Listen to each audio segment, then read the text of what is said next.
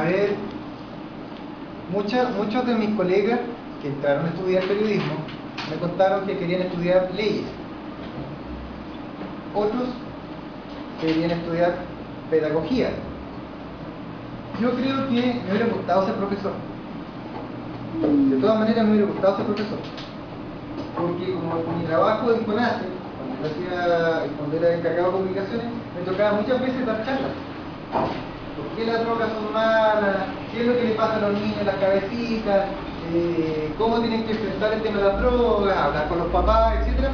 Y todo eso yo lo hacía con dibujitos, preparaba presentaciones, hablaba así como ahora, traía material de regalo, y eso me gustaba. Entonces yo después decía, yo también debía haber estudiado pedagogía. Pedagogía en algo, a lo mejor en pedagogía básica hubiera sido bueno. Eso. Antes de que sigamos, los periodistas, cuando nos vamos a enfrentar a una entrevista, anotamos las preguntas igual que ustedes. Pregunta 1, pregunta 2, pregunta 3, pregunta 4, igual que ustedes. ¿Ya? Y a medida que empezamos a conversar con el entrevistado, vamos leyendo. Pero en el camino se nos ocurren preguntas, entre medio. ¿Ya? Y esas preguntas yo quiero invitarlos a ustedes a que en el camino, así como estamos respondiendo preguntas, a alguien se le puede ocurrir alguna pregunta que no estaba en la lista. Se le ocurrió ahora, recién. Eso es parte del periodismo. Así que no tengan miedo de que si, yo quería preguntarle algo así como, por ejemplo, los periodistas trabajan en la tele nomás, o hay periodismo de internet, pero eso no está en el listado. Que la pregunten. ¿Ya? Listo, eso, ahora. Voy. La clave del cajero. ¿Ah? ¿Qué ha sido lo más difícil que ha enfrentado en su trabajo? Lo más difícil. Bueno, aquí yo voy a asumir la experiencia de mis colegas. Porque yo no he trabajado tanto en diarios, no he trabajado tanto en medios, pero conozco muchos colegas y esos colegas me han contado cosas muy difíciles. Una de las cosas difíciles es cuando entrevistas a alguien, le hace una pregunta difícil, el entrevistador la contesta y después resulta que te cambia y dice que no, que están mintiendo. Por ejemplo, imagínate, usted me pregunta ¿qué me gusta el periodismo? Yo le digo, no, me gusta contar la verdad. Y usted va y lo escribe y lo publica. Y después lo leo y digo, chuta, no, pues, yo no dije eso. Porque me molestaron, porque mi hermano me molestó, porque el otro me molestó. Entonces yo voy y digo, no, sabe que este periodista está mintiendo, yo no dije eso. Entonces eso es complicado para el periodista. Y eso es una de las cosas difíciles que hay. Cuando el entrevistado te desmiente.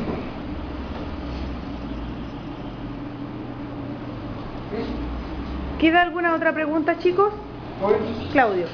¿Cómo es su experiencia en la universidad? Mi experiencia en la universidad, a ver, yo entré a estudiar el año 93, muchos años atrás. Fue una experiencia bonita. Entrar a la universidad es una buena oportunidad para ampliar tus horizontes, porque tú vas a estudiar la carrera que te matriculaste, en este caso periodismo, pero también aprendes otras cosas, porque aprendes de tus compañeros, porque conoces gente que estudió otra cosa.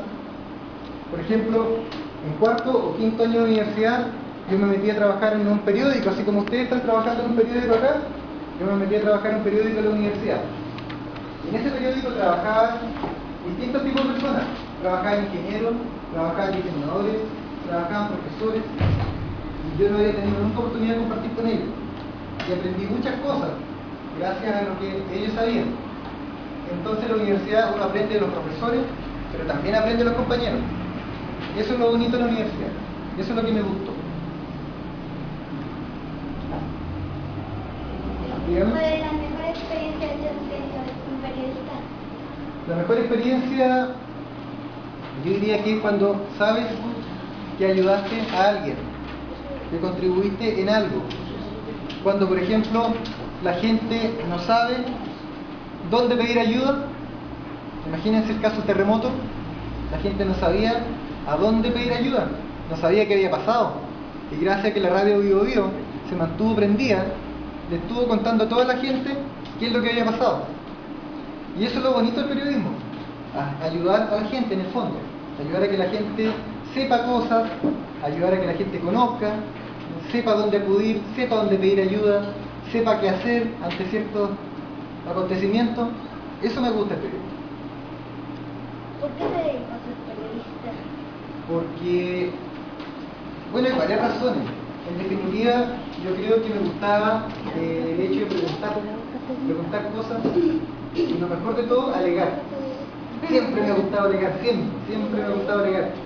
Y cuando alguien te contesta algo y a ti no te convence esa respuesta, tú le alegas. Que no sabe qué, yo no le creo. Entonces el entrevistado te dice, no, pero es que usted me tiene que creer, pues. Y yo le digo, ¿dónde están las pruebas de lo que usted me dice? Y resulta que el entrevistado estaba mintiendo. Y ahí, eso me gusta el alegato, me gusta discutir ordenadamente, la discusión es buena. Claro. Por eso es que en los debates escolares se genera una discusión, pero una discusión ordenada, Sí. una discusión con respeto, Con respeto. ¿ya? Pero una discusión donde yo tengo una postura, usted no me cree y yo la tengo que convencer, ¿ya? Y usted tiene su postura, yo no le creo y la tengo que convencer, y al final el que alega mejor es el que gana, ¿ya? Ordenadamente, Mejor argumento. fundadamente, argumentadamente. En un debate uno tiene que estudiar para poder alegar, ¿ya? Cierto. Porque si no, por eso alegamos todo al tiro, pues, ¿no? Pues la idea es que uno alegue, pero alegue con conocimiento, ¿ya? Uno Obvio. estudie primero y alegue después. Eso es lo que hacen los abogados, Cierto. por ejemplo. El joven, Que ¿desde cuándo pensó que podría ser un buen periodista y si podría ser famoso? mira, ¿sabes qué? Todos mis compañeros entraron a estudiar periodismo porque querían salir en la tele. Todos querían, se imaginaban con un micrófono, entrevistando al presidente de Estados Unidos, o entrevistando al presidente de Chile, por supuesto, entrevistando a algún actor famoso, bajo la lluvia, en una inundación, con el agua hasta la cintura. Todos querían eso. Ahora, en el camino, cuando la gente empezó a estudiar periodismo, se dio cuenta que eso no era lo importante. Lo importante era otra cosa. Lo importante era contar la verdad, buscar la verdad, ayudar a la gente a encontrar la verdad. Y se fue volviendo más entretenido porque a medida que uno iba estudiando y aprendiendo más, se daba cuenta que hay muchas verdades. Porque la vida es así, pues la vida, nadie tiene la verdad absoluta. La verdad es algo que construimos entre todos. Entonces es una búsqueda eterna donde siempre vamos a estar descubriendo una nueva verdad. ¿Está bien? ¿Respondí bien la pregunta?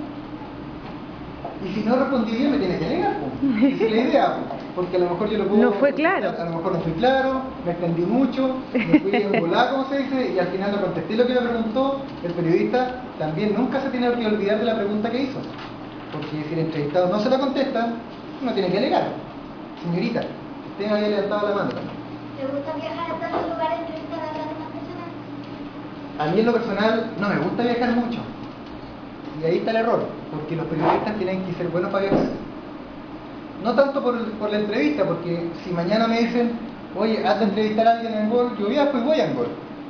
O anda a trabajar a Australia, a entrevistar a alguien en Australia.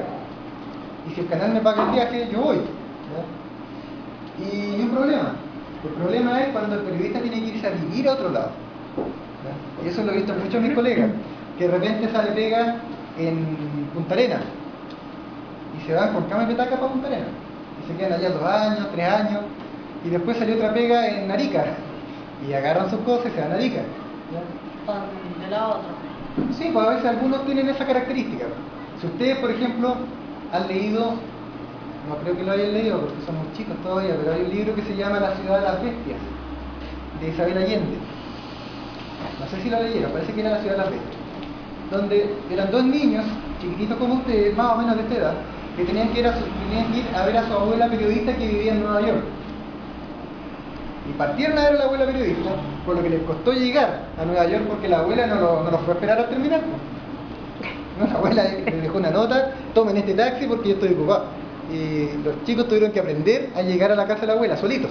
¿Ya? ¿Y qué pasó? Que después la abuelita alcanzó a estar una noche con ellos y después le llegó un contrato porque tenía que irse a cubrir para la revista National Geographic. Tuvo que irse a la selva de Brasil. ¿Quieren ir? Ya, por ejemplo, entre quedarse solo en Nueva York otra vez, así que partieron los 3 a la selva de Brasil. ¿Ya? Entonces, si bien esta es una historia de ficción, la vida de muchos periodistas es así. En el sentido de que de repente hay que partir 2 meses a hacer una entrevista a otro lado. Si usted está trabajando en un diario y viene un mundial de fútbol en Brasil, como ocurrió en Francia, como ocurrió en todos los lugares donde había mundial de fútbol, el periodista se tiene que ir todo lo que dure el mundial. Una semana, un mes. Entonces el periodista tiene que viajar harto. Y a veces uno se trae buenos recuerdos de esos viajes. Fotos, experiencias. Imagínense, yo podría hablar mucho del Festival de Cine de Valdivia y eso que fui 2 veces, ¿no? Pero está lleno de anécdotas, lleno de cosas. Y en mi trabajo como asesor comunicacional del CONACE, recorrí toda la región y también tengo mucha experiencia que contar. Visité muchas radios, conversé con mucha gente, di charlas en muchos lados, con muchos estudiantes, y hay una cantidad de anécdotas, y es donde uno se da cuenta que se está poniendo viejo porque se pone bueno para hablar y contar las cosas que hizo. ¿Ya? Joven. ¿Cuál ha sido el mayor famoso que han entrevistado y dónde fue? A ver. El mayor famoso, bueno, lo que yo les contaba del Festival de Cine, pero otro, ahí tuve muchos famosos: Luis Alarcón, Blanca Levín, Salfate, Diego Muñoz, Golf. ¿El más importante que usted entrevistó? El más importante para mí, porque eso es subjetivo, ¿ya? Claro. Para mí, el más importante fue Temo Lobos. ¿Y quién es Temo Lobos? No saben. Buena pregunta. Buena pregunta. ¿Ustedes han leído Mampato? Sí, no fue. ¿Sí? Ya. Temo Lobos fue el inventor de Mampato. Y Mampato es una revista que yo leía cuando era chiquitito. ¿Ya? Cuando yo tenía 6 años o 7 años, la revista ya era vieja. Había dejado salir la revista. Quedaban algunas revistas dando vueltas en mi casa que la habían leído mis hermanos, que son mayores que yo. Cuando yo era niño salía la revista. Entonces llegó esa revista a mis manitos cuando yo tenía 6 o 7 años más o menos. Y la revista, yo le decía: mamá, ¿cuánto sale la otra? Porque todas las historias de Mampato decían continuará. Y mi mamá decía: pucha, Nelson, es que la revista dejó de salir hace como 10 años. Ah, qué bonito, qué bueno saberlo. Así que me quedé metido, nunca supe en qué terminar. Pero me encontraba con otra revista a medida que iba creciendo. Y yo, sobre todo cuando me vine a Temuco, había una librería que tenía revistas viejas. Y me tiré encima de esa librería y me compré muchas revistas y supe cómo habían terminado esa aventura. Y después me di cuenta que Mampato había acompañado en la infancia a muchos otros niños en Chile. Y todos con el mismo problema: continuará. Nunca nadie pudo decir en qué terminaba la historia. Pero el Temo Lobos era el que firmaba cada historia y nosotros empezamos a conocer eso solamente por Temo Lobos. Y cierto día me entero que viene a Temuco. Y fue el año 96. 96, yo estaba trabajando en Pizza Hut los fines de semana. ¿La recién empezando? Todo tarde. No. Ah, sí, pues yo trabajaba los fines de semana cuando yo estudiaba. Yo trabajaba en una pizzería que estaba aquí al frente, ahí en el mall. Ese mall que hoy día ya está desaparecido, ahí yo trabajaba. Entonces, en ese entonces, en verano, en febrero, de repente me llega el dato de que el Temo Lobos andaba en Temuco. Así que agarré mi bicicleta y partí. No tenía cámara digital en ese entonces porque las cámaras en esos años, este tipo de cámaras no se inventaban todavía. Habían esas cámaras con rollo. Y sacar fotos con rollo era caro. Y yo no tenía plata, así que no saqué ninguna foto. Pero logré que el Temo Lobos me hiciera un dibujo. Y si tenemos internet podríamos verlo, pero la verdad es que si no, vamos a tener que dejarlo pendiente, las puedo mandar al blog. Ese momento y ese entrevistado para mí fue importante, porque era un entrevistado que se conectaba con mi niñez, ¿ya? Y casi nadie lo ha entrevistado. Bueno, y ahora Temo murió, así que esa entrevista y ese autógrafo me dibujó Ogú. Y ese Ogú lo tengo enmarcado, por supuesto, en mi casa. ¿Me lo vende?